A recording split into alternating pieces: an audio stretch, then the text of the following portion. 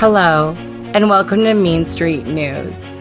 Mean Street News is here to provide accurate news to help citizens affect change in their local government and beyond. Being nice is overrated. It is time to be real. I mean what I say, and I say what I mean.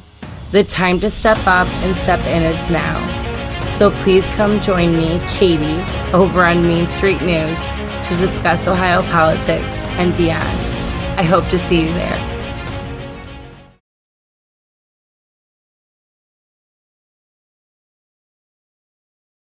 Hello, everybody. This is Kathleen or Katie. I'm going to go by Katie on Mean Street, but you guys know me on X and Instagram is Kathleen. Thank you for joining me tonight, late night, if you're joining me. I have to test out my StreamYard, so I just figured I'm going to test it out while I do my episode tonight. I'm a late night person, so at least tonight I'm working late. Friday, though, I'll be live streaming at 9:30. Monday, Wednesday, Fridays, you will have me at 9:30 to 10:30, sometimes 11, to talk about Ohio news and news that is going on right now federally, especially with the Trump campaign. So today we are going to talk about NSA Nate. NSA Nate is Nate Cain, Dennis Nathan Cain, or Nathan Cain, whatever he chooses to go by. He is running for House in West Virginia. Morgantown is where my sister is an alum from, so I love West Virginia, and I am sad for West Virginia to have somebody like this running. He does have 3 other people in his primary, so I would vote for anyone besides Nathan Cain. But how did I get to Nate Cain? The last episode, we discussed just kind of a ultimate review over the last year and a half of what's happened between me getting to know Tori Maris, running into Hava Loudon, my ex-business partner running into Hava Loudon, how we then were taken to John Stubbins to try to figure out what Hava Loudon's connection was to Lara Logan. That led us to Nate Cain popping in on the Zoom call with Karen and Hayden and John Stubbins. And then we proceeded to get to know his story a little bit and how he fits in this puzzle. If you remember last time we met, I took you guys and showed you guys this. Sharing my screen. Give me 2 seconds. I'm getting used to this, what do you call it? Here we go. Live streaming at once. All right. Do you guys remember this? Oh, this is not the same one. This one. Okay. So I met Tori Maris saw Tori Maris and confronted her at this election event June 18th of 2022. At that event, it was hosted by Hava Loudon with Ohio Precinct Strategy, also a human trafficking organization here in Ohio, Southern Ohio. I'll have the name of that up on my website. Mark Cook was at that event speaking. He connects to Nate Cain as well, and we'll get to that. But I did make a map here of all of the players that Nate Cain, Tori, and Hava linked us up to. And you'll see that here. And then we'll be going over this one that I made for Nate Cain specifically today. We'll be going through his recordings, and this map is going to be available on my website with a little bit more detail on it. But this is where we're at with him as of today, and it's really quite curious. So first I want to show you guys how I got to know John Stubbins, because he connects us with a man named named Keith Lee as well, which is connected to January 6th. Like I said, I couldn't make up this stuff if I wanted to. So here's how. I just still think it's weird that clip. I wish you could hear it because she talks about talking to Steve, and then she goes into. She did not talk to Steve one time. He told her that day, "I don't know who you are. I don't know what you're doing. Don't know anything about you." I talked to him right after I went. Right after I went off on her in the back of the room. She's making coffee, standing next to him, and Yvonne, who was talking. She hit up my whole team as soon as she. I talked to her. I said my piece to her. I went right next to him. Oh, I went off on her, and then I went right to him. I said, "Sorry, these people are going off on you. It's really unprofessional and it's really unbecoming. You need to start at the local level." And the thing between her and Laura, I don't know what the fuck those two have going on, but they have something going on. I'm not stupid. I can read as soon as she's recording. Laura looks back. You're sitting right there. Laura looks back, looks at Tori, looks back, and then all of a sudden she's yelling at the guy she invited to the event. Hertzberg. Oh. She's yelling at him because he's saying get your local control because he's bipartisan. He's been back to Ohio. First time back. That's how you're going to treat somebody that you invited to an event. No, I invited him. So she said we've been good friends and this and that before. So I will tell you, we had been in the background before then. So you have to understand, Steve and Laura, like they have a very unique relationship. They fight all the time and we had dinner together. Yeah, that's fine and all. But he had told her, interrupt me and push back however you want. Yeah, it wasn't like an interruption. It was like she got that whole room riled up. See, that's what, and she did that with me, and with Yvonne, and I'm like, Laura, quit it because I know who this is. Yeah. And so she kind of out of nowhere. Right, and I caught on to who it was because But it was once Tori was recording. Huh? It was once Tori stood up recording because Tori was standing next to me, and I didn't see Tori before then. I got there about 1. Oh, so I'll tell you what happened to Tori. So I had listened to this the day before and saw her on there. And she wasn't the only one. John Stubbins was there. Ohio Brett was there. Like that place. John Stubbins was there. Ohio Brett was there, which I don't know who that is. But that's where we got the name John Stubbins. Was swarming with them. And so I get there, and the team there was. But why? Great. But why was that place swarming? I know why. With who? With people. I know there. why. Who's them? Here's why they work. We've done these events all over the country, and it was the first event, I believe, because I and Steve picked who was on that stage. That I didn't let any of them on the stage.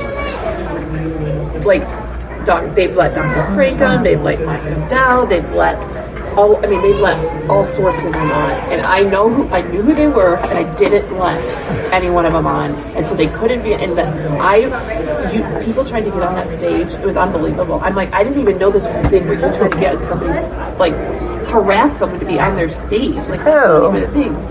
John Stubbins.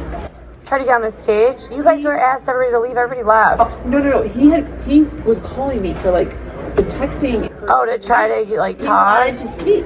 Oh. Brett, he was asking still at the event. He went to Matt. He went to me. He tried everything to get on. I'm like, no. Jason tried to get him on. I'm like, no. And because I don't trust it. And here's what I learned. When you say no, a normal person walks away. These guys didn't walk away. They kept. I just still think it's weird that clip. I wish you could hear it because she talks about talking to Steve, and then she goes into. She did not talk to Steve one time. He told her that. So that's when Hava mentions John Stubbins. So Karen and I leave the Ohio precinct strategy that didn't know what the precinct strategy was. Met her for dinner because I told Karen it was a psycho from this event, and she was like, well, she wants to talk about election integrity stuff. And I'm like, all right, well, I'm going to go with you so you're not murdered. You know what I mean? By some weirdo. I went with her, and it was 2 hours of craziness. I only started recording about halfway through because I'm like, I got to get this on tape because no one would believe us. Like, half the shit she said. She makes no sense. But we got a hold of our friend Hayden. Hayden knew because he had a mutual friend on Facebook of John Stubbins. He was friends with him. So he ended up getting a hold of him. We talked to him and scheduled this Zoom call to talk about what his connection with Laura Logan was, if he was still in connection with her, what Hava Loudon's connection was with Laura Logan, because she told us at that time that she had worked for Laura Logan on the Sydney, and then also worked on the Sidney Powell team vetting Maris, which is Tori Maris of Tori Says. And I wrote articles about her sister, Helen Marie Maris, that you'll see who that is in a sec. If not, go back to the last 5 episodes. We've been talking about her. But we get all this guy schedule a Zoom call, right? We get on a Zoom call. And I just want to play this video for you real quick, because after this Zoom call with John Stubbins and Nate Cain, I go back to look at Hava's history, and I find out that Hava did a Zoom call back to October of 2020 with John Stubbins. So they know each other very well, and I'm going to play that right now for you. Go. I've got Hava Loudon and Keith Lee. Keith Lee is the national director for MAG Interstate, and Hava is the Ohio. It's interesting because you've been seeing across the country, whether it's the Amish, whether it's the boat flotillas across America, or the MAGA interstate drives, people are coming out. And even when the president comes into a particular city and he's being greeted, by thousands and thousands of different supporters that are there to greet President Trump. And you can see that these people, they're lining the streets. And again, it's by the thousands. And the fake news media won't report it. But what's interesting is President Trump has so much support out there all over the country, and it's just exciting. And we love to see these flotillas and the MAGA interstate drives. And so without further ado, I want to bring on to the show Hava Loudon and Keith Lee, who are the, like I said, the national director. Keith is the national director. Hava is the Ohio director. Welcome to the show, you guys. Hey. Thanks for having us. Yes, we're thrilled to have you. Tell us a little bit about what got you guys involved in this and how you heard about it. Keith, did you contact Hava? Hava, did you contact Keith? How did you guys come together? Well, I'll tell you kind of how it started. I was kind of like this digital warrior, like most of us were. We're on here. We're trying to research ourselves and try to just try to figure out what's going on, what's truth, because the mainstream media, they're lying to you consistently, and you don't know what's the truth. So I've learned to go and research it myself and try to figure it out. Well, so you're online all the time, and finally I just had this feeling I've got to do something. I've got to stand up. I've actually got to do something physical. So I started driving my neighborhood with a flag, and I contacted my twin brother in Dallas, and I was like, hey, what about if we go and just drag this big, huge triangle around me, go to Dallas, picking up people as we go back down to Austin, back over. So why does that clip even matter? Well, for one, it puts Hava and John Stubbins together, correct? So they've known each other since at least October of 2020, at least. Keith Lee, why is he important? And also, I want to tell you guys this before I move on. When you see the wooden American flags painted in these social influencers' background, it's been like a common theme for the grifters to have this. And I'm not saying there's anything wrong with the American flag, but they always have like a picture behind them of the American flag, or they have one hanging behind them. And I don't know if it's like a sign for them to share each other's stuff or know that they're working together, or it's just really odd that they all have that kind of painting. It's like a wood painting with it's odd. And you can see it in that video with Keith Lee. He has that big. Anyways, Keith Lee matters because I gotta share my screen.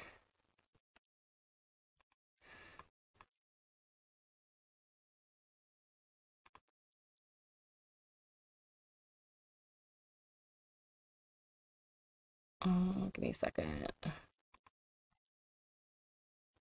Here we go. Keith Lee right here. January 6th. Of course, now my internet wants to be dumb. Here's January 6th, Keith Lee. Before the Capitol riot, calls for cash and talk of revolution. Keith Lee, an Air Force veteran and former police detective, spent the morning of January 6th casing the entrances to the Capitol. So there he is, and he was seen very early morning around the entrances of the Capitol. And then I noticed when I was looking at pictures of him coming out of the Capitol, and nobody's heard about him on the news, you know. Out. Probably should upload these photos. So here's the door to the Capitol. He's coming straight out. I think that's his twin brother. I'm 80% sure. And what was interesting is Brandon Straka was around this group. Somebody actually pointed him out in the video I'm about to play you guys.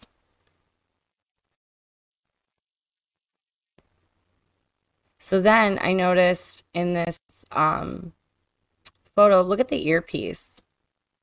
Like, who's just going around with an earpiece like that, you know?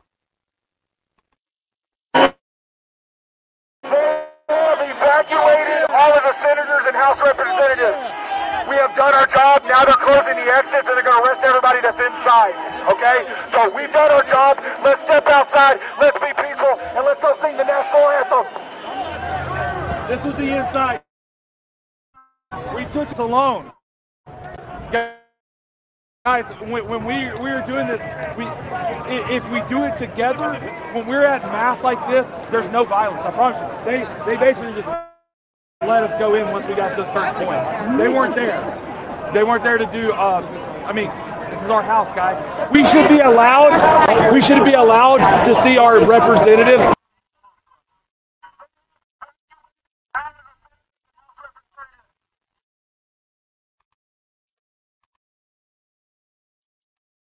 Keith, that does not look good at all. So he said basically everybody inside's getting arrested. Let's go sing our job is done here. Let's go sing the national anthem. He was casing around he was around the Capitol early mornings, New York Times reported, and no one's ever heard of him. And he was front line. He was front and center, going in, going out, and no arrests, no anything. And Hav Aladdin's connected to him, leading the trucker movement on the MAGA side for Ohio. So just keep that in mind when you guys hear trucker movements. You know, you don't know who these people are that are organizing them.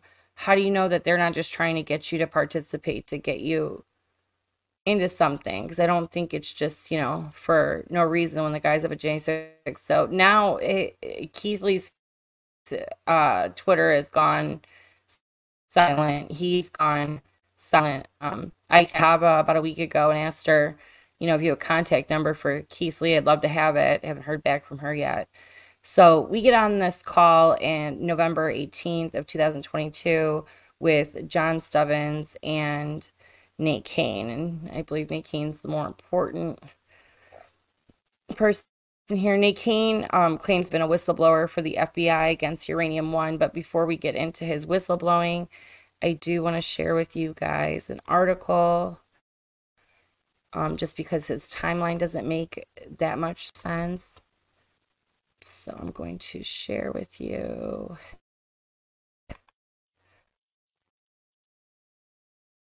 Hillary uranium bologna story debunked in Politico. I just want you guys to pay attention to the date. October 23rd, 2017. This is talking about exactly what Nate Cain is talking about then, saying that he whistleblowed in 2018. The deal with Uranium One being sold through company Rosenstein, through the Hillary Clinton Foundation.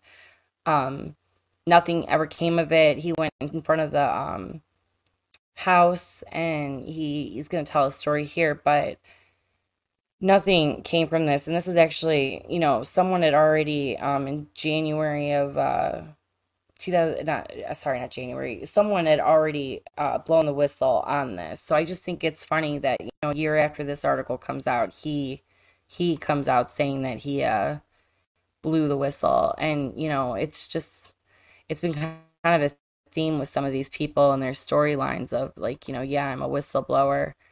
And then nothing really comes of it.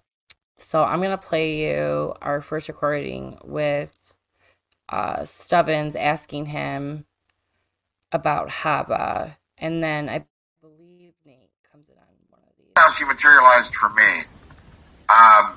She contacted me. She was not the leader, but she was connected to the MAGA Interstate Drive. You know what I'm talking about? I feel like this is all very targeted and intentional. Yes. I'm gonna, and so let me just say this. So I've got my show going. This is in 2020, and she reached out to me. I don't even know how she got my number. Maybe it was through social media. That's probably what it was. She reached out to me, wanted to bring herself and the national MAGA interstate leader and this MAGA interstate group. What they do is they put cars all over the United States, and at a certain time they drive and they have flags, Trump and MAGA and all this.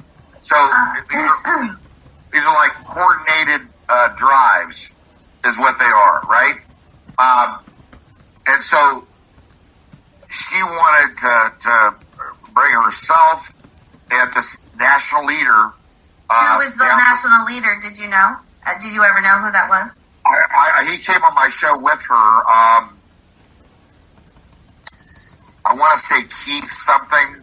I'd have to go back and look at my notes. Okay.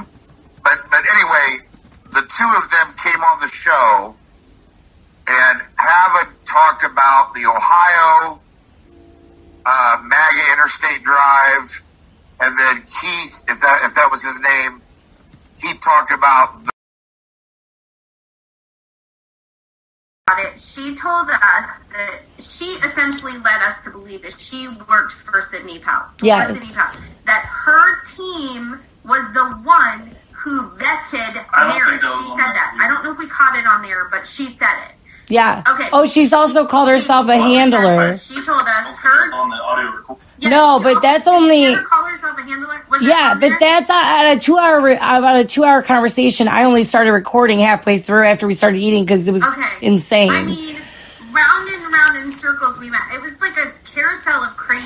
I was done after 5 minutes, Karen. Let's just be honest. I was like, get me the fuck out of here. Hold on 1 second. Hold on 1 second, guys. About it. She told us that she essentially led us to believe that she worked. So that's Karen, my ex-business partner, talking about how she told us that she was a handler. She let that slip when we were asking her connections between Tori Maris and her. She also told us that she worked for the Sidney Powell team, which is why she knew Lara Logan and John Stubbins and all of them. He didn't confirm that, but we then then Nate Cain comes into the conversation, and we eventually ask him what his connection is, and here is his explanation, and then we're going to get into who Nate Cain is. About Mark Cook and Hava. So I found out that Hava and Mark and also Steve Hertzberg had, essentially devised a plan to kind of cut me out of the group. And, I don't care, whatever. By that time, I was so burned out, and if they wanted to go do their thing, then fine. But what was bad was, like I said... Yeah, but you put the group together, right, Nate?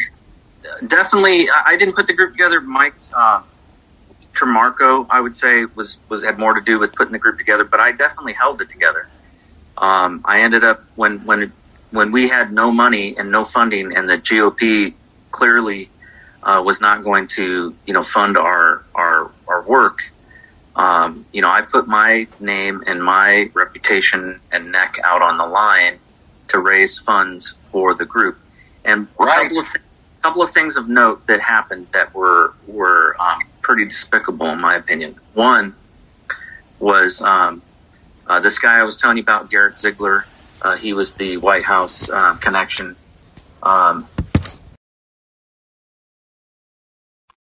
That's important. He's telling you Garrett Ziegler, who was Ziegler, by the way, who was the person of contact, point contact person for this election group, right? He was the aide to Peter Navarro, who was an aide to Trump. Peter Navarro is actually going through court right now regarding not testifying in front of the J6 committee. Being what is it called under when you don't answer subpoena. I can't think of the word now because I'm whatever, but that's really important. And he also brings up that Mike Tremarco is in front of the group, which brings me to this map. I just want to show you guys real quick.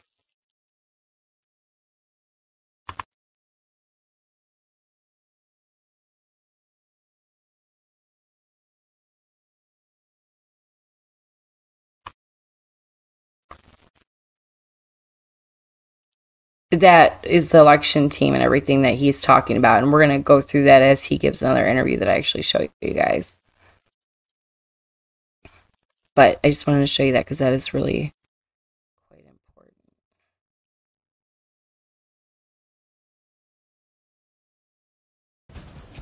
Upon the dissolving of our group, we had all this, equipment that had been purchased, and we had raised money to pay off that equipment. So technically, we owned that equipment, and so Mark ended up offering a pretty expensive server to Garrett Ziegler and gave it to him, which is illegal.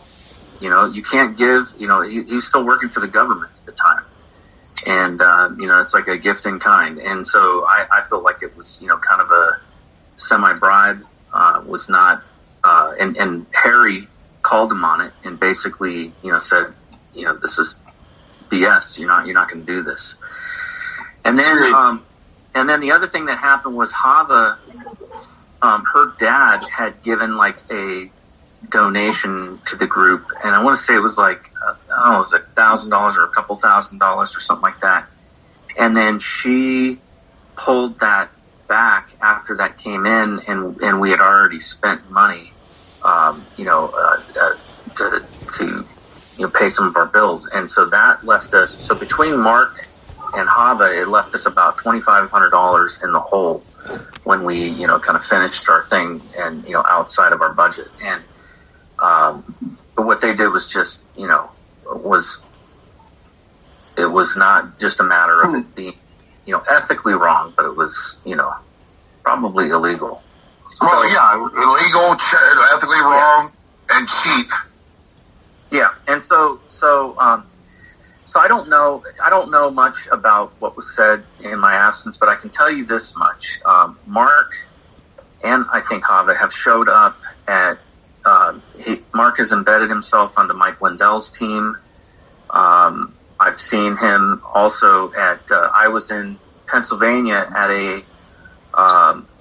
at an event, a rally for Mastriano, and I saw Mark Cook at that event, and probably because I think Mike Lindell was there and he was speaking, and so Mark shows up at all these places where where there's been disaster. He was at the symposium. I was there in South Dakota. I was there too. But he was what I was saying about Mark Cook and Hava. So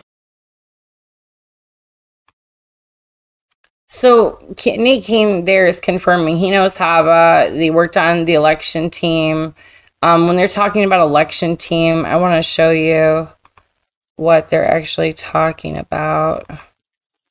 So we're going to go to...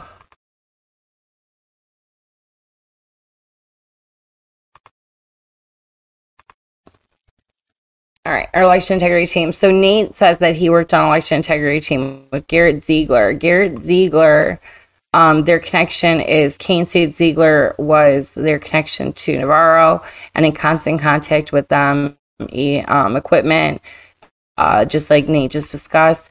Now, who put together this election team? Well, in one of our recordings, Nate talks about how he was asked to come down to the by the White House, and where they met was Steve Bannon's office. And I found that really interesting. That, like, what does Steve Bannon have to do with this? And somehow Steve Bannon was connected with the Sidney Powell team, because Nate also states that they signed affidavits for Sidney Powell. They didn't get to meet her because that was when she got the death threat. So she ended up going down to Lynn Wood's plantation. And I don't know how he's connected in here. So he's not on this reel because I really haven't put that together. But what I did put together is the Sidney Powell team was Mike Flynn and Patrick Byrne. Patrick Byrne is connected to Tory Maris. He's on our podcast multiple times.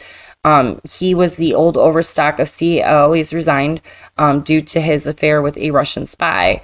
So that's interesting. Patrick Byrne also, I put here, you can see the Twitter.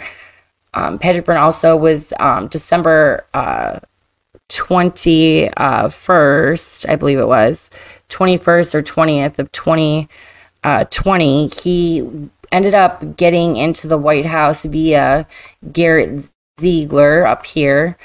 And meeting with Donald Trump. And that's the one where Donald Trump's lawyers are like losing their mind, because he said these three idiots were telling him to enact the his military powers and telling him, fight for the stolen election. And, I will tell everybody the problem with the election is that you are not going to get a hold of this software because the software is proprietary. You know what I mean? So you'll never find election cheating through the software itself. Now, where you could find, issues is stuffing ballots, stuff like that, registration, the rolls, clean them, this, that, and other thing. But the way everything that these three were saying was just quite kind of ridiculous, to be honest with you.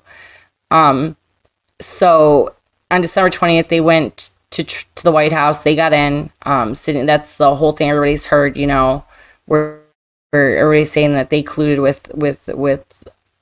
they colluded together and went in front of Donald Trump and tried to get him to enact. It's bullshit.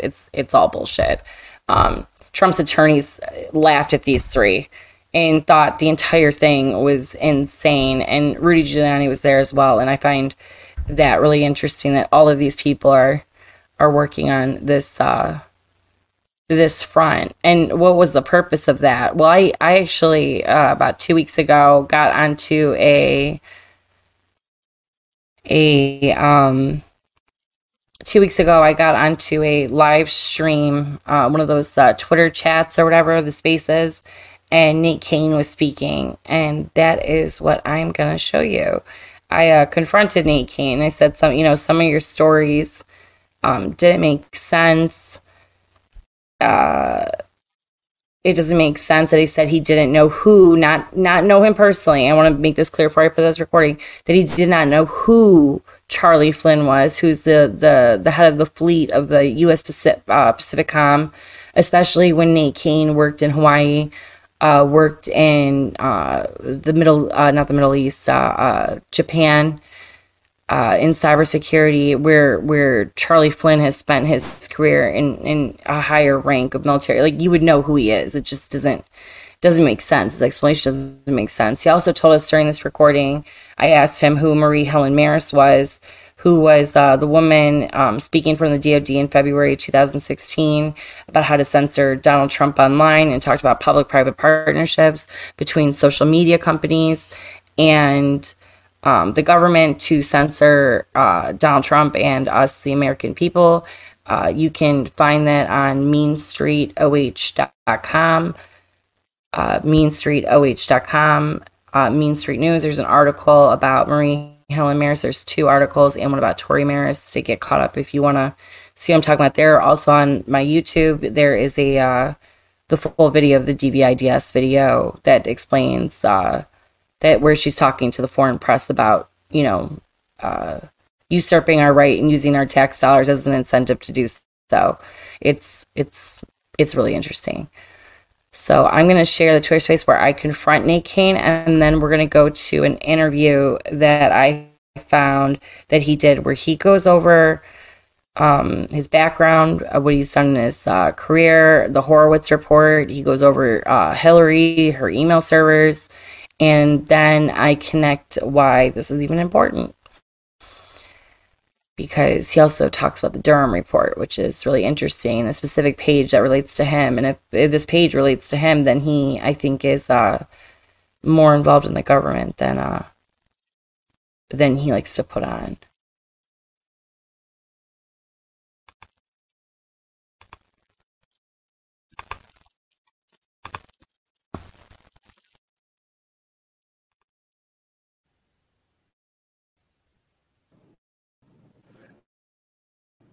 Hey, Nate, it's Kathleen. I don't know if you remember me from about a year ago. We spoke. I had brought up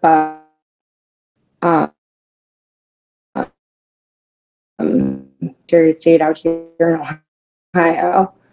At the time that we talked, you said that you knew who Marie Helen Maris was, but I accidentally had cut you off at that point, and I wanted to ask you how you knew Marie Helen. And then my second question for you was, you said when your house got raided by the FBI that there was a laptop there that they weren't allowed to access. Why weren't they allowed to access it, and what agency was that laptop from? Oh, sorry, I have 3 questions for you. My third question too is, you told me that you didn't know who Charlie Flynn was, the head of SOCOM, and you were stationed in Hawaii, I believe, for 3 years. So that kind of doesn't make sense either. So I really want to know about the Marie Helen. Because as you know, in February 2016, she was discussing with the DOD how to censor Donald Trump online. All right, so I'll start with the Marie Helen. I honestly don't remember. So I don't know if I was following her or if she was following me. It's, obviously it wasn't a very close relationship, if any. Or maybe I didn't, have a relationship with her at all. I just don't remember. I wish I could tell you more. But in regards to the laptop, I can tell you that the issue that happened there was they collected from me literally every electronic that I had in my house, and I worked from home at the time for the VA. And so they took my government laptop, and the FBI agent, asked for, he contacted me against my wishes after I had given him my lawyer's, contact information, and had asked them not to contact me directly. But he contacted me directly and basically, finagled my phone password out of me. And then he started going down trying to get other passwords from me. And I immediately regretted after I gave him my phone password, because I realized what was going on. And he said to me, can you give me your government laptop password? And I said, no, I can't do that. I've signed a agreement that says that I can't give it to anybody. And I know the law. He's got to get a warrant. And I said, that's not my computer. And so I don't have the right to give you access to it. And he said, oh, yeah, you can. You can totally do that. And I said, no, I cannot. That would be illegal. And I said, but here's the name and number of my systems administrator at the VA. I'm sure if you contact them, they'll be more than happy to give you access, and they can get in with administrator passwords and all of that and see everything. I've got nothing to hide. And he got angry with me, and he's basically started threatening me. And at which point I told him, with all due respect, I have nothing left to say to you. Please don't contact me again. And then I hung up. And this guy was pretty aggressive. He called me right back, and I immediately, didn't answer. And I think that was kind of what initiated him really kind of taking, going after me almost from a personal matter, personal level. And then, going after my kids and everything else. Now, as far as not knowing Charlie Flynn or anybody for that matter, I was in Hawaii, but I was at Pearl Harbor Navy Shipyard.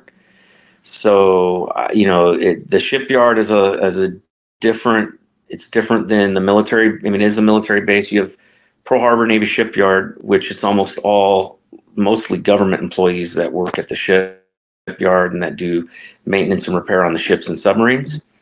There are a few military people, but it's not that many military people there. And I was a civilian, DOD civilian, Navy civilian at the time. And then you had Joint Base Pearl Harbor Hickam. So Hickam is just north of there or south of there, I'm not sure. But Hickam is towards the exit of the bay, and that they do have a lot of Air Force people there, but I hardly was ever over there. And then they have some other military bases that are on the island, but I never, was ever at any of those military bases because.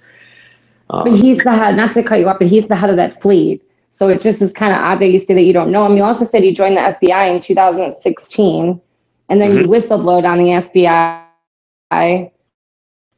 But 2017 and 18.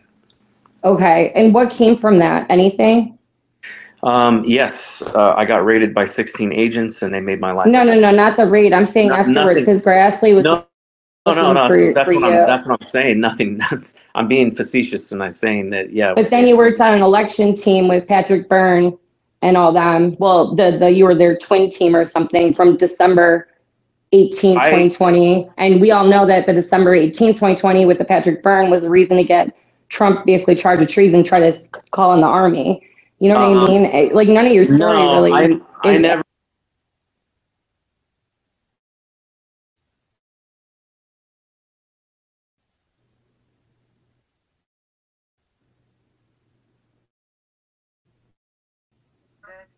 Oh, and now everybody's muted.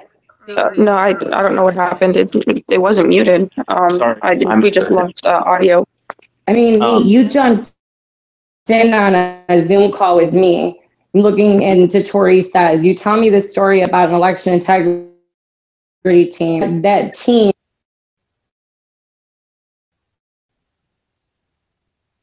They muted me again. And remedial. Sorry. Hold on. It's funny. I start talking about this and I start getting. Hold on. I said, hold on. Because you're firing a bunch of questions, right? I'm doing it intentionally. Yeah. Yes. And I'm telling you not to do that because because his answers don't really make much sense and compared to what. Okay. But I'm more than happy to answer your. Sorry, I didn't mean to. Look. Answer the question about the election. Look, that's not what we do in these spaces. I don't have a problem with someone disagreeing. I don't have a problem with someone disagreeing with Nate. No one's going to agree with everything, but we're going to do this in a respectful way or we're just going to drop. That's it. You can have your questions. You can.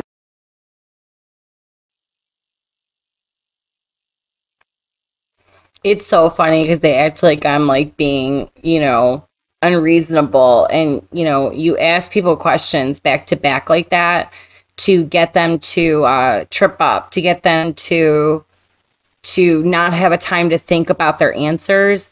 Because if you have a time to think about your answer and I give you time to process, the likelihood of you going to lie to me and give me some, long answer like Nate likes to do is likely. And I don't really want to hear his bullshit. I want to hear the truth. And, when you start shooting questions at people, they start telling the truth. Now, this is where it gets funny. They get a little irritated at me because he says I don't even remember your question. So I try to go to repeat it and they just get all mad and they try to block me. It's quite funny, but let's continue.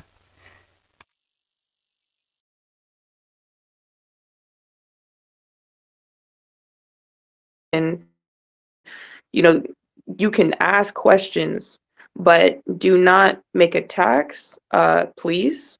Be respectful.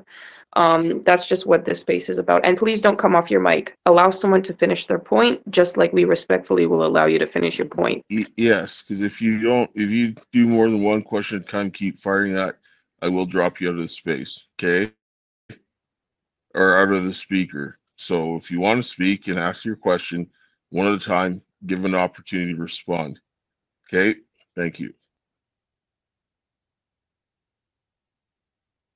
Yeah, so we can continue. I don't know if Nate, you want to finish answering one of the questions? I'd like to answer that. For one thing, you asked me a whole lot of questions all at once. So the problem with that, when you do that, it makes it hard for me to remember everything you're asking. So, and you might monopolize. Well, can I just ask one more? No. Because I'm doing a podcast on you tomorrow. You let me finish. You let me finish. No, I'm just saying. You said you didn't remember my question. All right, you know what? You're being I wanted to repeat it. Kathleen. Okay, Kathleen, I said, let him speak. You cut him one more time and I will kick you. Okay? No questions asked. Do it again and you'll get kicked. So to answer your question about not knowing, some military person, that's a ridiculous notion that I should know every military person just because I worked as a DoD civilian. That is absolutely ridiculous. I have worked in the military, and I could show you, my DD-214 from my time when I was a government or a military soldier, and I could show you my SF-86 from the time that I worked for both the Navy as a Navy civilian, honorably, and as a Marine civilian. So I'm not going to sit here and take these accusations lightly from somebody who I don't even know, number one. Because what that sounds to me like is it sounds like you're some sort of plant who's in here just trying to discredit me by shooting a bunch of questions at me that actually have no basis at all. As far as Patrick Byrne, I don't know what the hell you're talking about. I didn't work with Patrick Byrne, but I don't have any problem with Patrick Byrne. I have met him since. Long after the work that I did there, and I'm not aware at all of him doing anything against Donald Trump. So I don't know where you come off with that either. And then the last thing, to try to make the claim that that I didn't blow the whistle, maybe you need to wake up and go look at the news. Go look up Dennis Nathan Cain and Daily Caller, and you will find the news story where the story broke about me blowing the whistle. And yes. Do I sound pissed off? I am, because you know what? I went through a whole lot of hell for what I did for my country, and that's more than you've done. And you know what? You don't have a right to sit there and try to basically belittle me for doing something that was the right thing to do, regardless of whether or not the government actually did anything about it. The fact is, no, they didn't do anything about it. The only thing they did was punish me for actually blowing the whistle, and that's part of the damn problem with whistleblowing, is that whistleblowers who actually are whistleblowers get punished. So you know what? You need to go look in the mirror and think about who you're working for, because you're certainly not working to help America. You're certainly not working towards helping to correct these problems, and you're certainly not working towards helping whistleblowers have the courage to do it. That's all I'm going to say to you. Well, here's my response. We're done. I recorded our conversation from last year, and you did say that you were on Patrick Byrne's team. I have the recording. There's going to be a podcast tomorrow night. I've done some research on you, Nate. None of your story. I don't remember that. Can you not cut me off? All right, I'm going to sit down and say this is not the place where you want to have that type of thing here. Okay, I don't know what this is, but I'm not going to have that here. This is not what this is for. Thank you.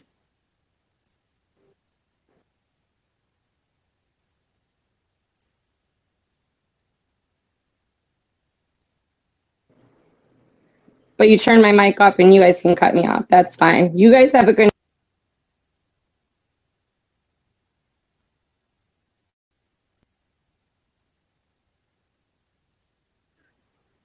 I'm sorry, I should have probably stopped.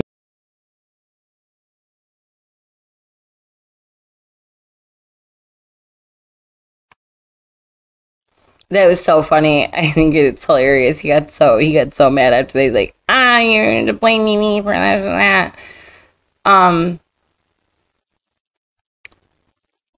Why do I not believe Nate Cain? Let's get to that, right?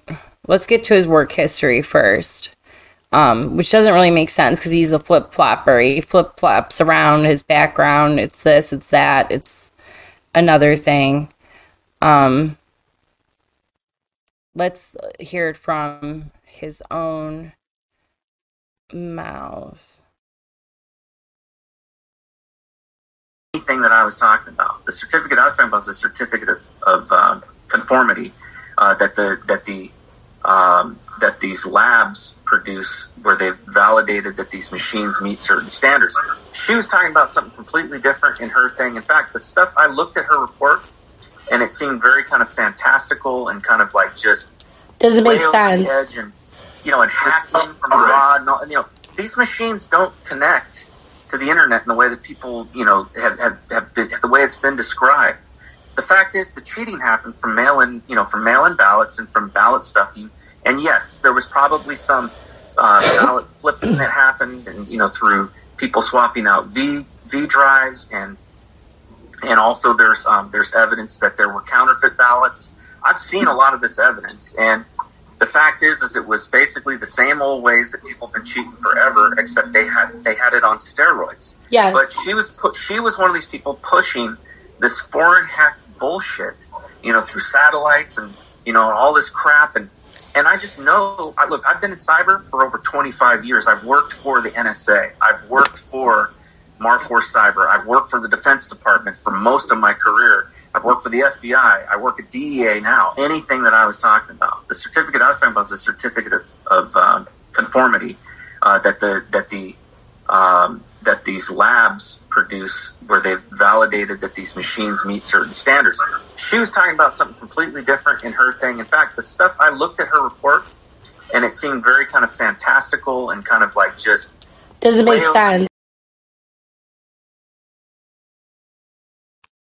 So that's when he told us that he, worked NSA, DEA, FBI. But then I found an interview, crowdsourced the truth. I'm only using this video for educational purposes only, to learn about Nate Cain and what he said for the American public. So please, you cannot sue me. It's for copyright purposes. This is for educational purposes.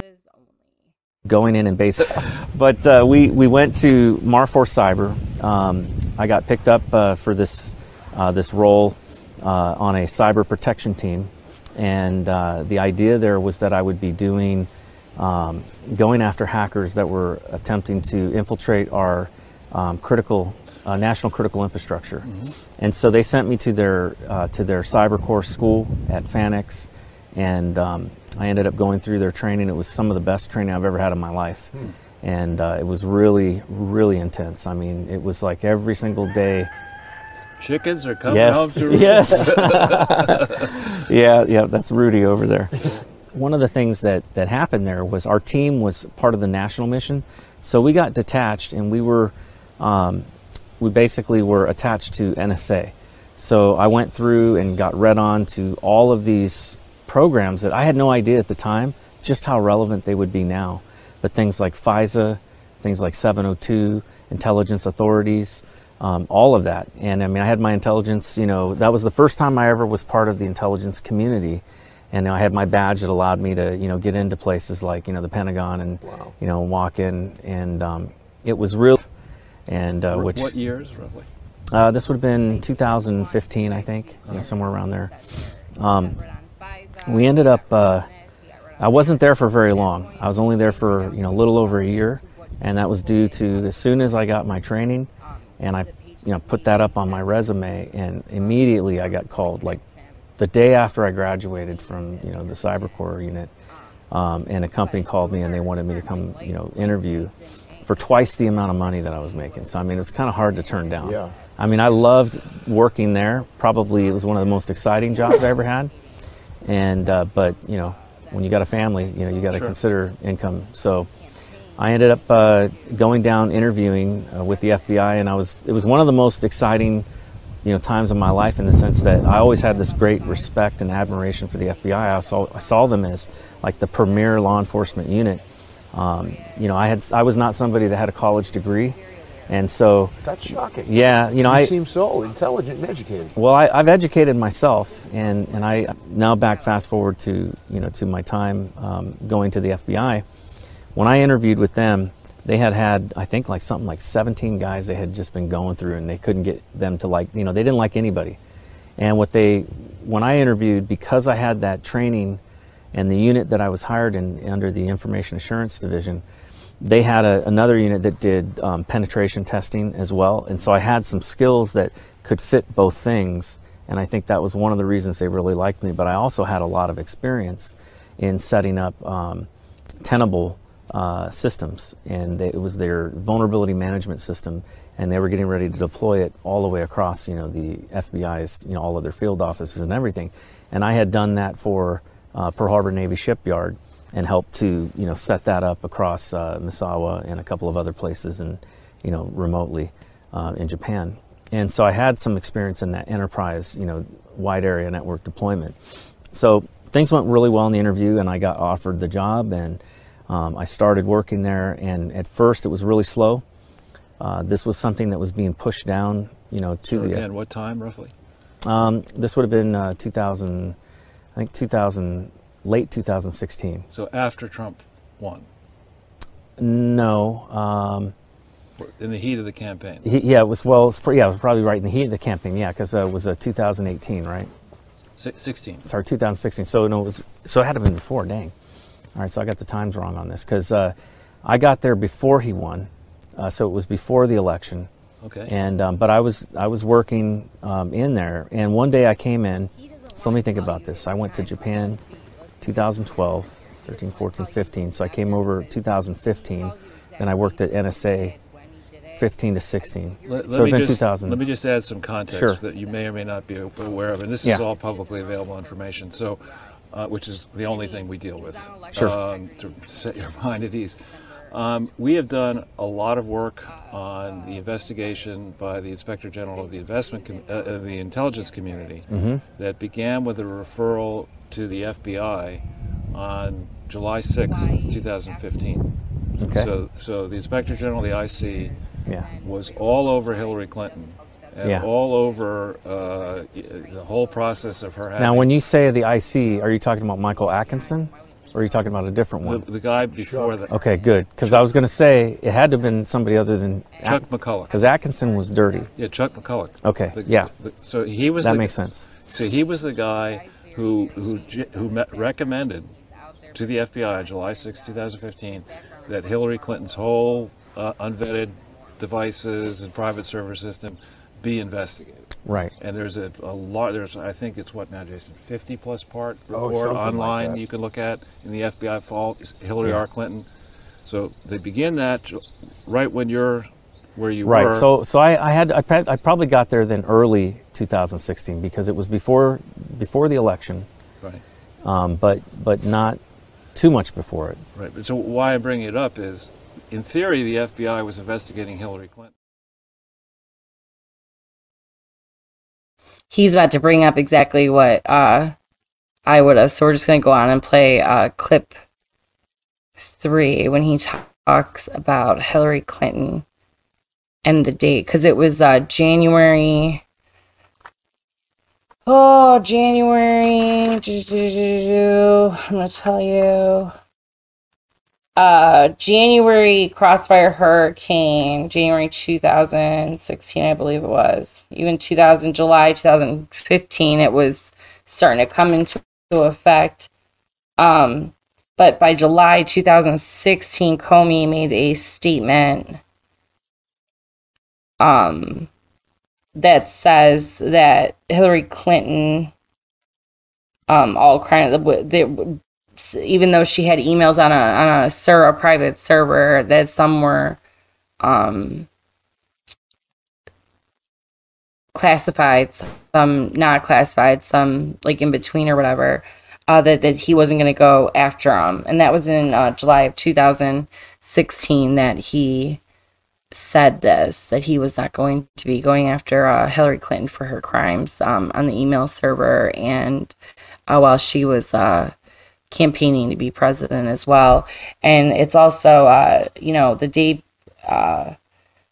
that's also when Clinton showed up in Phoenix in June of 2000. This is important. June of 2016, June 27th, Clinton showed up in Phoenix and met on the tarmac, met Loretta Lynch. So I just want to bring that up too. And then a month later, Comey gets out and says, you know, we're not investigating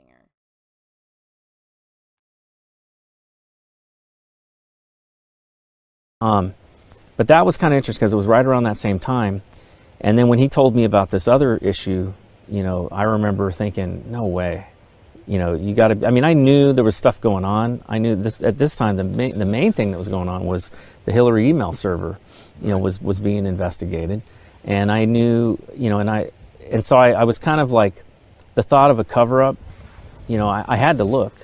I couldn't just ignore that. But when I went and looked, I saw, I never did find those transcripts, because by the time I got in there, it was probably already moved.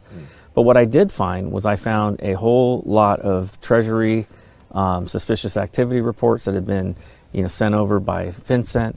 Let me stop you there just Sure. for the audience. How much trouble might you get in with one suspicious activity report? What does that mean exactly when something like that gets issued? Well, it doesn't necessarily mean anything at first. A suspicious activity report is just that, it's suspicion. But these were different. These were ones that had already been analyzed by intelligence analysts within the FBI. And they had analyst notes down below. They had a case number. So they were part of an investigation. They were considered evidence. They had field offices that they were connected to.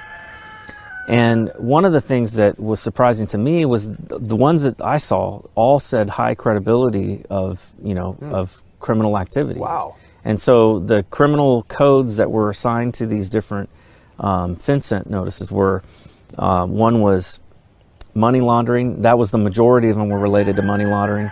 You had public corruption, you had securities and exchange fraud, and you had terrorism financing. Wow. And all of these things were there, and I'm looking at it and I'm going, there's no way Hillary Clinton doesn't get indicted. I mean, this was like, it had the bank accounts and the routing for how money went from this account to this account to this shell corporation to this shell account to this charity to that charity, and it named all the names, all the people, everybody involved, all of that. So I mean, they were able to see everything.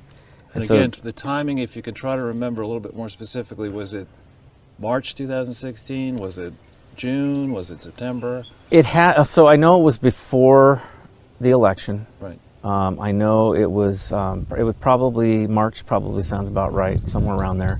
And at first, when I saw this, these had field offices that these were assigned to, and they also had. It was field offices that were assigned, and then there were case numbers assigned. So my thought was, well, no, this isn't being covered up. They're investigating it, you know. Right. And investigations take time, and so, you know, let them do.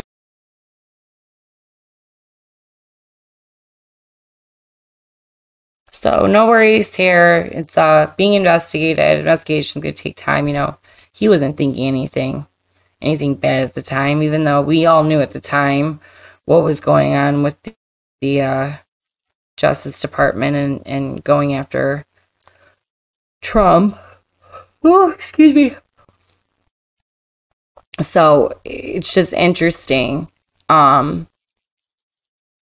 How he says, you know, how much he knew about, you know, the Clinton emails, this, that, and other thing. And this is not even talking about the election integrity team he was on, and all of them tying to that as well. But also, I just want to bring this up to you guys.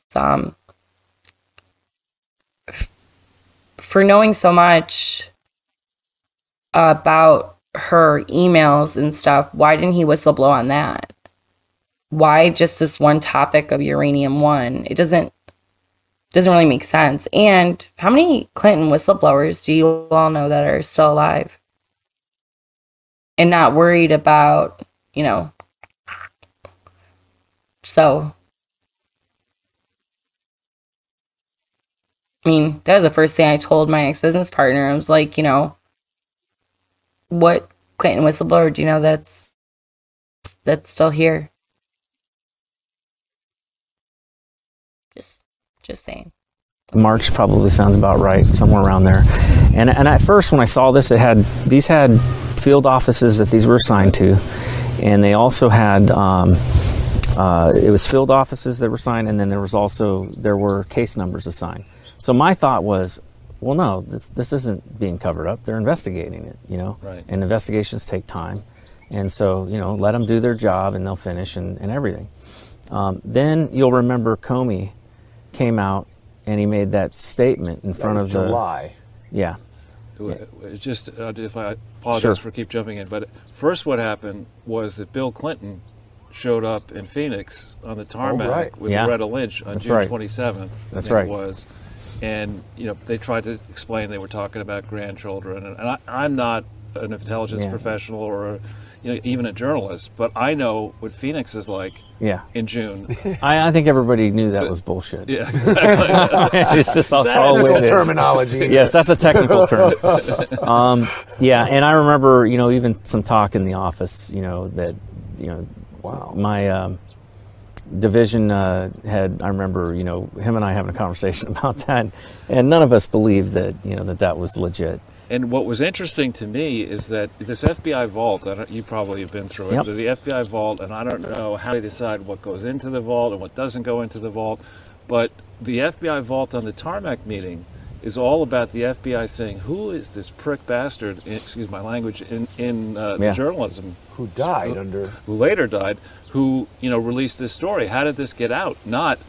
why is President Clinton meeting with, former President Clinton meeting with Loretta Lynch? It was shocking to me, the tone.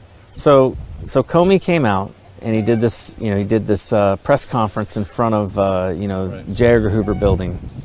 And I will never forget because I was standing up there, in the office. Now I didn't work in the J. Edgar Hoover building. I worked, down in a non-disclosed building where the Information Assurance Division was, but it was in Washington, D.C. Yeah. And I remember watching, the news, because they had news on all the time in there. Of course, it was always, MSNBC or CNN, right? That's not news. but I remember watching and seeing Comey get out there. And at first, I'm thinking, oh man, they're about ready to lay out an indictment, because the first thing Comey does is he lays out essentially everything about all the crimes that had been committed, right? And the one thing that stuck out to me that was just shocking was that they had found 7 email chains on her email server that had SAPs and special access programs. And a lot of people don't know what those are, or even why that's such a big deal. But these are programs that are above top secret. They're top secret, but they're compartmentalized too, meaning you can't, even if you had a top secret, you can't access them. You have to be read on to the program to even be able to see them, and then they're kept in a compartmentalized area of a SCIF. Wow. And they're not on a computer that is connected to the internet or anything like that. There's no possible way to spill. Sometimes secret stuff gets spilled, and it happens. And I've seen a lot of that, and it's usually because somebody, copied something or printed something, or it was sent down through a system and they didn't have the proper markings on it. But something that is a SAP, it's in an envelope, or a folder that's folded over the top. It never leaves the SCIF. How would she get that stuff? Well, she was the Secretary of State. Wow. So, but my question was, who brought it out? Who put it on her server? And then because that was clearly illegal, and one might even argue it was a violation of the Espionage Act. And I mean, that's what I was always warned about. You take anything out of here, you're going to get charged with espionage and mishandling classified information, and that would be the worst. That would be the least of your problems. That stays at the top of mind. It does. And so when I heard him talking about this, I'm thinking, oh man, she's going down.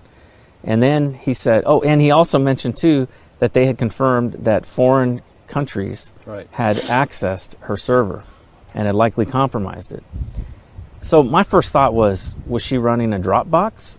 Was that what was going on here, with her email server? Was this let's put some files here, and then certain people that, maybe, pay to play or whatever, will let them supposedly hack in and get these documents? I mean, I can only speculate, but it was extremely troubling to see that being told to us. And then the next thing out of Comey's mouth is, no reasonable prosecutor would bring a charge against. I'm like, are you kidding me? Yeah. Right.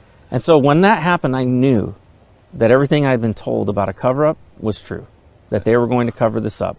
And so then began the turmoil of trying to figure out, number one, how could I blow the whistle? Because Comey,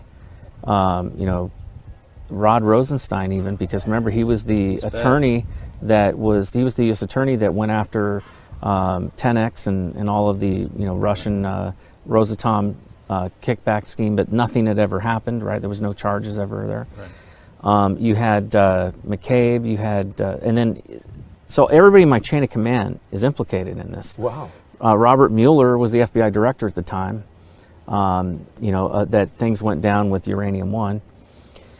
And then the other thing too was the intelligence community IG at the time was Michael Atkinson. Michael Atkinson was the head of the public corruption unit. So how could there was no way for me to even bring this stuff out through the normal chain of command. So I prayed long and hard about it. And honestly, I didn't want to do this because I knew the moment I did, the likelihood was nothing would happen except that I would get, have my career ruined and possibly put in jail or, set up or killed because I'm.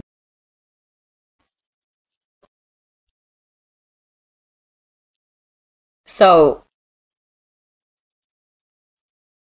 he talks about Mueller and all of them trying to cover up for, he thought Clinton was going to go down, and then all of a sudden, he sees the tides changing, and now he's going to whistleblow on Uranium One. Listen, he's not saying I'm whistleblowing on, the higher ups, saying that they're going to cover up Hillary emails crimes or, whatever. It's about this Uranium One that happened, that was in the newspaper, happened a year prior, and nothing was really found from it. I do want to add here too, I have a document that says the FBI had questioned the Clinton Foundation in 2016, and they were cooperating with the investigation. So I don't, I'm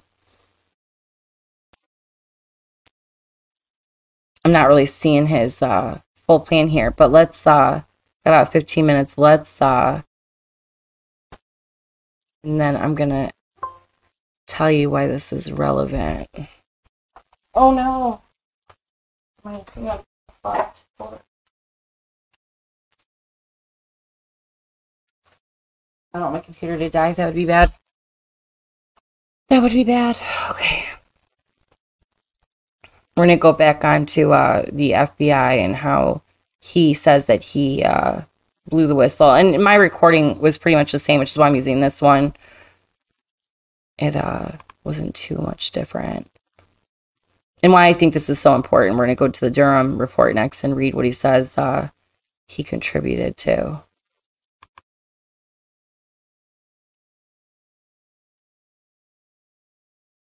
Where'd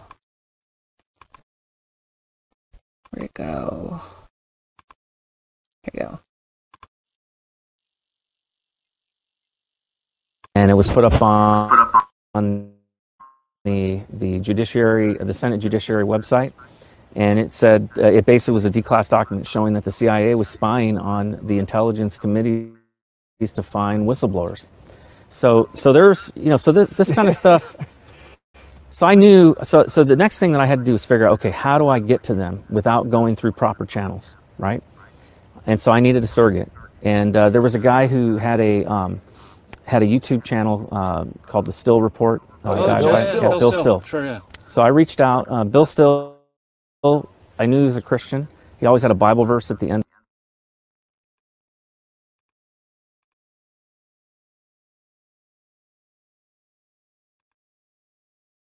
So he needed to get out this really important secret information. And he, instead of reaching out to, a congressman, a committeeman, somebody, he reaches out to this guy, Bill Still, a podcaster, because you know, his connections. That makes sense. That makes a lot of sense, Nate.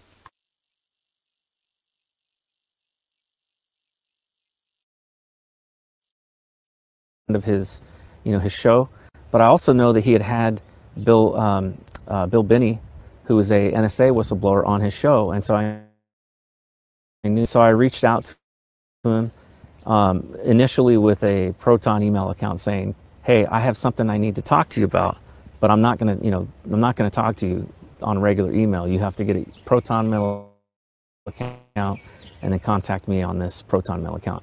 And the reason I knew to do that, again, I was with NSA, and the fact is that Proton Mail's email servers all reside in Geneva, Switzerland, which is outside the EU and outside of the US's jurisdiction.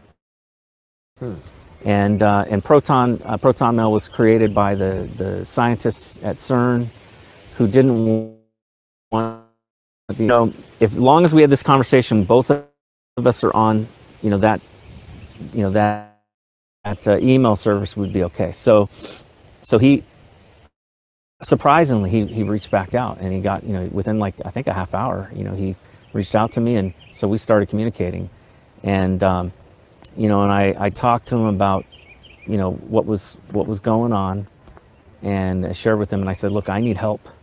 I need to find a way to get to Devin Nunes and get this information to him, because he was at the time the chairman of the House Permanent Select Committee on Intelligence, and they were doing all kinds of inquiries into uranium-1 and a whole lot of other stuff. And I had, I had all of this information. At this point, I had copied these copies of this information to my work computer. And that's not, strange or anything, because people are moving files around all the time, and it's still on the high side. And I didn't know how I was going to get the information out of there. I knew I could print it and hand carry it out, but then, there's a record made of you printing it. And you would set off an alert, because, the thumb drives are prohibited. And they moved me from one desk to another after a teammate that on the pen testing team was walked out. They moved me to his desk, and his desk had a computer that was used for pen testing, and so it did not have all of those security features on it. And so I was able to take a non-serialized thumb drive, plug it in, copy everything onto that thumb drive. That's bad. When you're walked out, it means that, typically you've done something, or your clearance has been revoked, or you've been accused of something, and yeah, it's more than just being fired. Wow. And I actually saw, I think, 3 people walked out in the time that I was working there. It's a very hostile work environment. But it could be that these people are looking into whatever bad stuff is, like what you're talking about. Wow. I mean, when I was working there, we had, I think it was on 2 occasions where some guys, counterintelligence guys came in, or counter surveillance, and they had these scopes and stuff looking for, bugs, and looking for, cameras, hidden cameras, and they told me to step away from my desk, and they're, and they did this to everybody in there. And this is in a skiff. And so they're looking at everybody, all the time. They saw all of us as potential, spies, which is, it's crazy. Work environment. Right. Yeah. It's a little stressful, a little bit stressful. And so when I'm sitting there thinking, okay, I'm going to try to basically carry stuff out of here and not get caught, because I realized if I got caught, on my way out, they could. Before I did anything, I wanted a sure-proof plan of how I would get it out of there. And so that's when I reached out to Bill, and I asked him if he could get me in touch with the HIPSI. And he did. He had somebody that he knew who had had Nunez's ear, and so he reached out. And that was Robert David Steele. No, it wasn't him. No, I don't know. I can't. Stephen Biss. No, not Stephen Biss.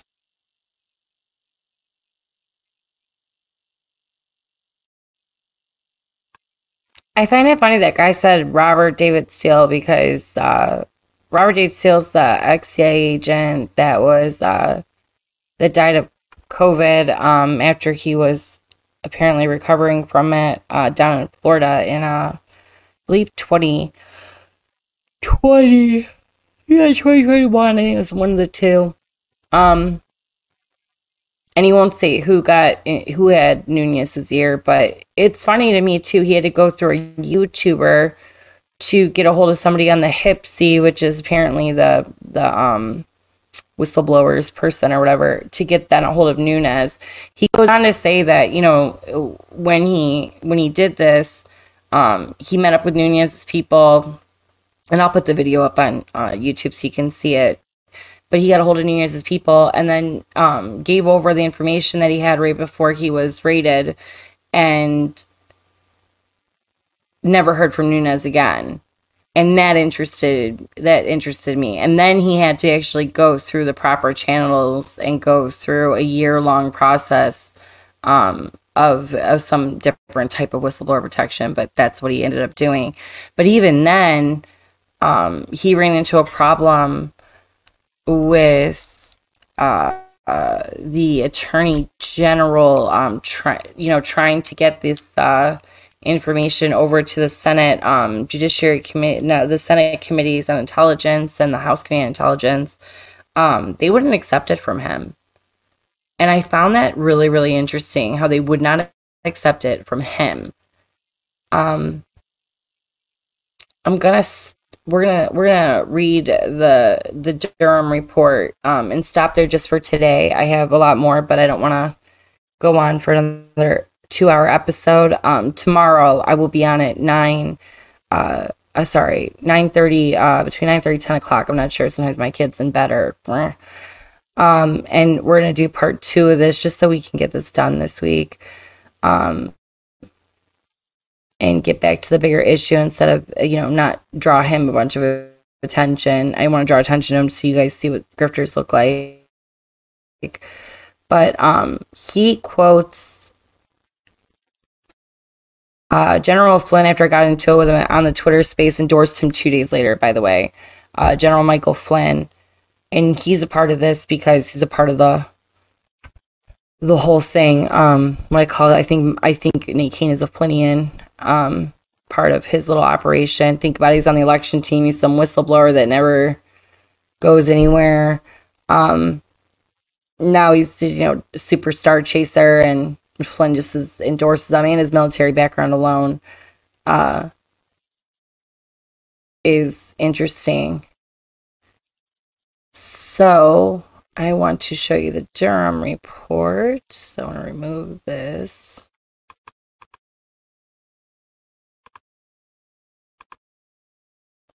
Give me a second. This is like I'm new to live, so bear with me. Broadband intelligence activity share. Here we go. So he quoted in his ooh, it's loading. Hold on.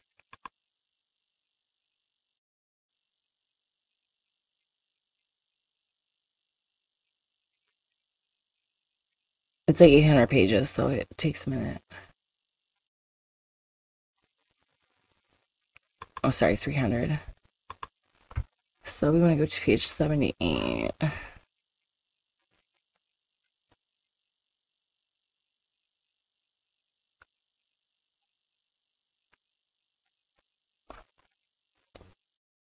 My internet doesn't want to work now. Let's see if I can do this.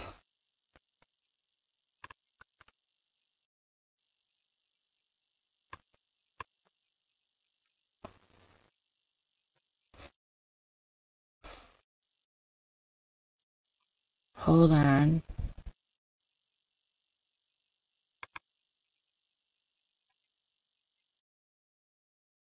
All right, now we're on 64, of course.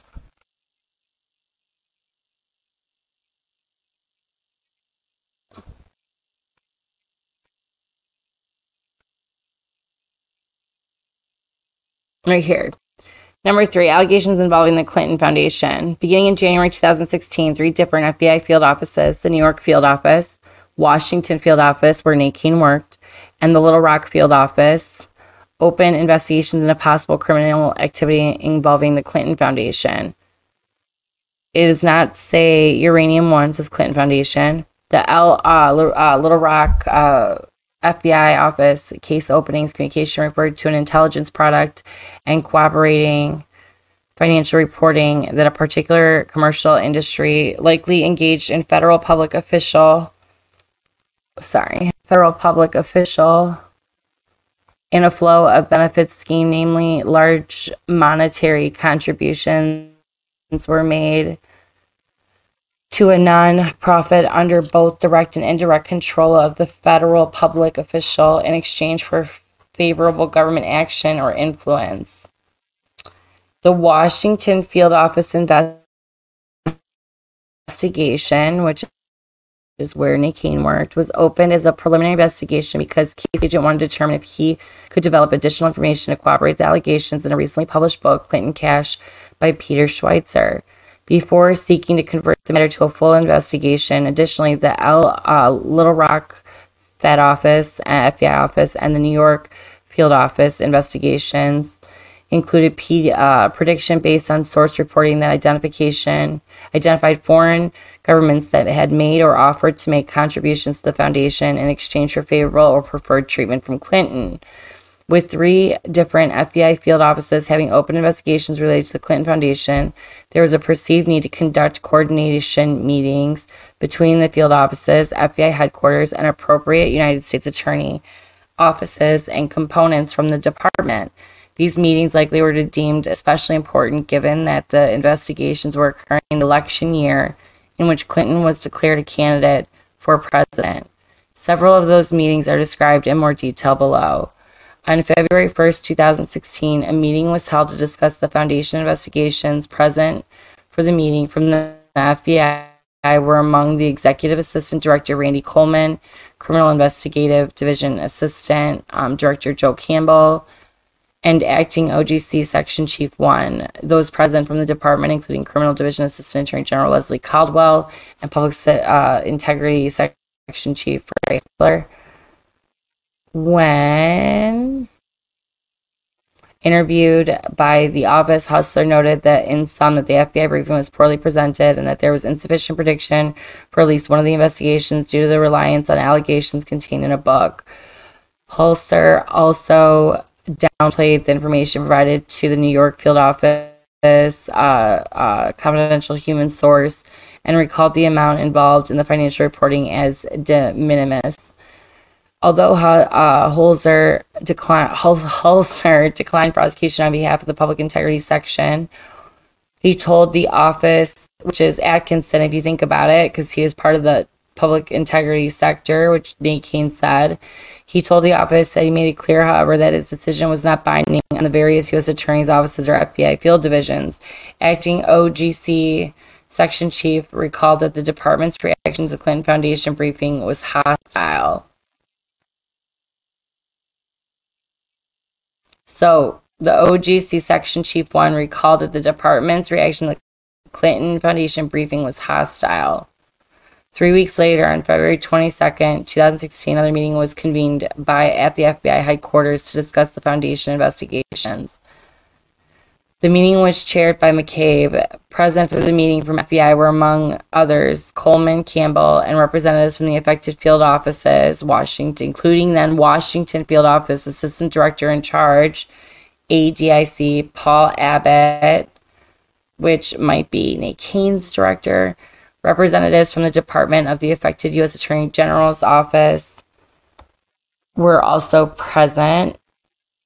At the meeting, McCabe initially directed the field offices to close their cases, but following objections, agreed to reconsider the final disposition of the cases. In his interview in the offices, Abbott described McCabe as negative, annoyed, and angry. According to Abbott, McCabe stated, the department, say there's nothing here, and why are we even doing this? At the close of the meeting, Campbell directed that for any overt investigative steps to be taken, the deputy director's approval be required. This restriction on overt investigative activity essentially remained in place until August 2016. Abbott recalled that the FBI personnel from the field offices left the meeting frustrated with limitations placed on them by the deputy director. According to the New York field office assistant director in charge, Diego Rodriguez, Coleman called to him on behalf of the director Comey around May and directed the New York field office to cease and desist from the foundation investigation due to some undisclosed counterintelligence concern. Coleman informed Rodriguez that Comey wanted to consult with Associate Deputy Attorney General David Margolis regarding the referenced counterintelligence matter. The office was not able to determine what the counterintelligence issue raised by Comey was.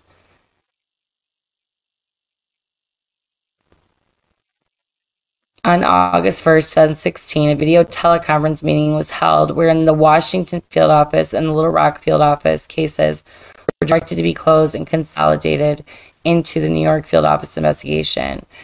During this TC virtual teleconference, the New York field office was given authorization to seek subpoena from the U.S. Attorney's offices in the southern and eastern districts of the New York, SDNY, and EDNY.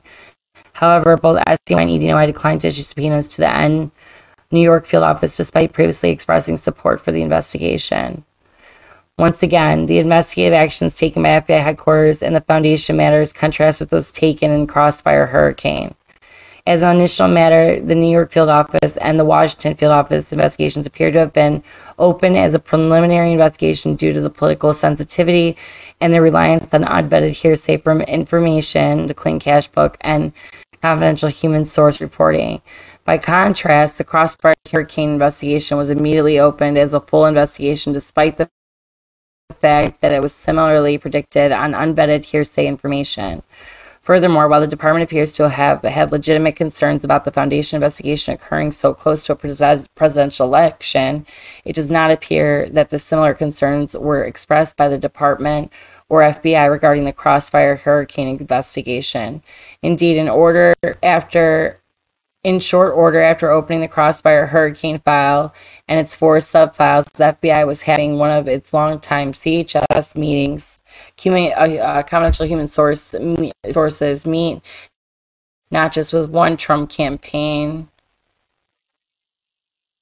associate, but meet with the record conversations with 3 such insiders. And a little more than a month after opening the Crossfire Hurricane title file on page, a senior U.S. law enforcement official was publicly reporting as confirming for Michael Isikoff of Yahoo News, the FBI had Page on its radar screen.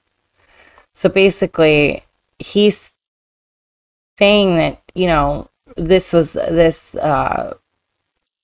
what he did was referenced in page 78 of the Durham report on a news article where General Flynn is endorsing him for his current House race in West Virginia. And this page 78, that the allegations involving the Clinton Foundation doesn't speak of uranium one. It's not even talking about uranium one. It's talking about the emails that were on our servers, and he has a lot of information on that.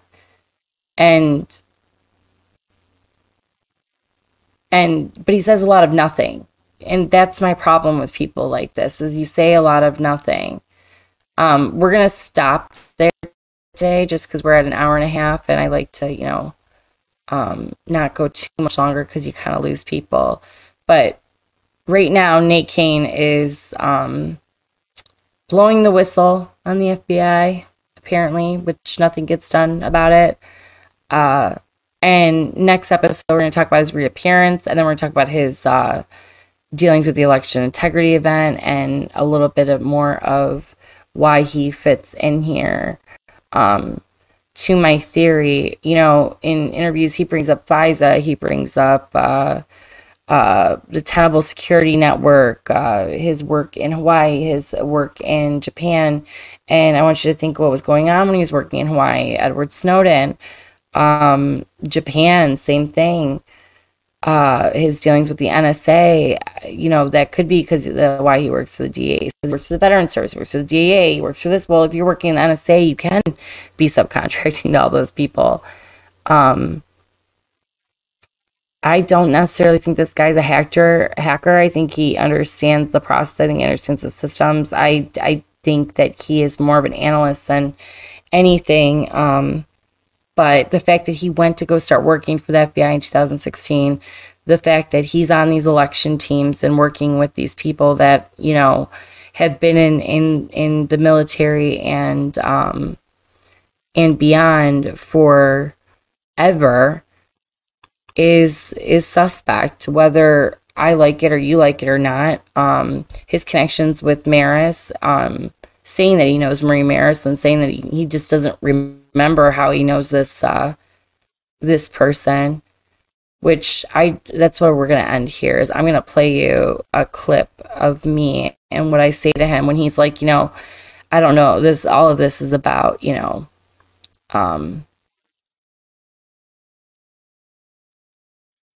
about just going after, you know, not about just Clinton and stuff. And I'm like, no, this is about more. And like Hava, you know, and Mark are irrelevant, but no, this is about more. Ohio, I mean, shows that with the grassroots and how all these people are working together to, you know, make sure people either don't get involved, just create chaos, and, you know, how they all say create chaos out of order. You know, it's people like this and liars.